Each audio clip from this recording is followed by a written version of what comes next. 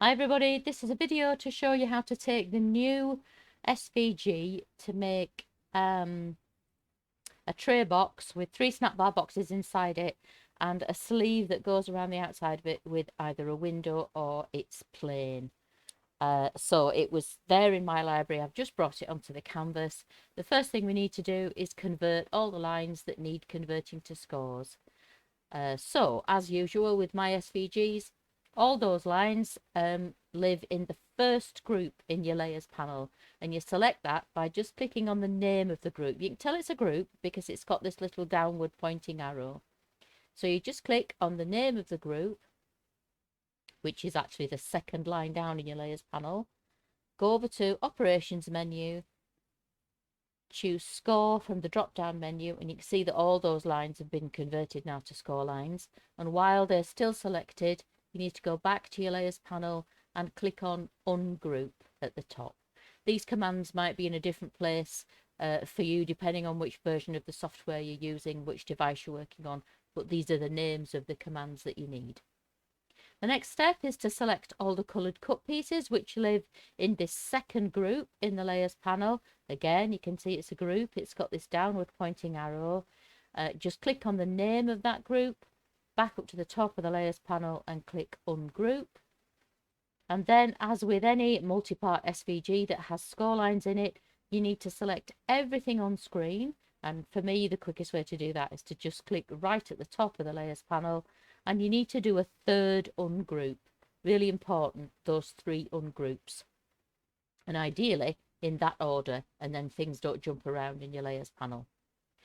Now you need to attach score lines to all the individual pieces that they relate to, not the whole SVG as one attachment. You'll get a message that the project is too large and incompatible. Lots of people get that, and it's because you're not selecting each individual piece.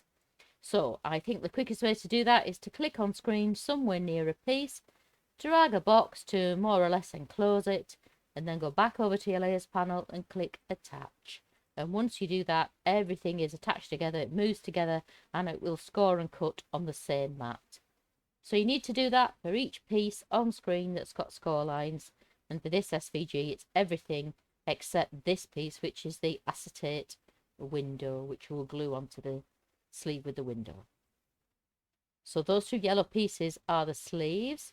This grey piece is the insert that holds these snap bar boxes. And once you've attached the score lines to that snap bar box, you need to duplicate it 3 times or copy and paste it, however you want to do it. Duplicate it is this little symbol here at the top of the layers panel. On a PC, you can also do Control D. So there, we've got 3 of those now. And this last green piece is the actual tray. So select all that and attach. Okay, so now you would decide which sleeve you were going to cut, either the plain one with no window or the one that's got the window and the acetate piece with it. So just for now, I'm going to say I'm cutting the plain insert, and we'll hit make it because we're ready to go. So you can see that the insert itself cuts on an A4. That's nice and easy. The sleeve does require A3 and the long mat, as does the, yeah, that's interesting, as does this the actual tray box. You can see there that you can't select A3, but it absolutely will cut from A3. So just say yes to anything in that selection. Just say, yeah, I'm sending it on the long mat.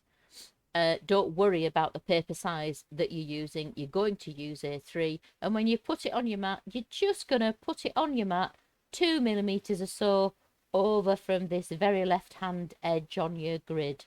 The very beginning grid, just move it 2 millimeters over it and it will cut. It's actually 292 millimeters wide, so that gives you a 5 mil to play with anyway. But if you just move it over slightly from that left hand edge, you know it's definitely going to fit there.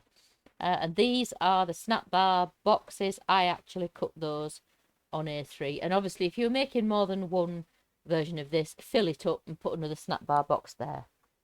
Okay, that's it. I hope that helps. If you need any more information or you've got any questions, don't hesitate to get in touch. You can contact me on Etsy or Facebook.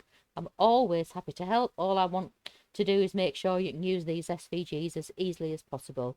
And if you've just stumbled across this video and you'd like to buy the SVG, the link to purchase is in the description below. Thanks a lot. Bye.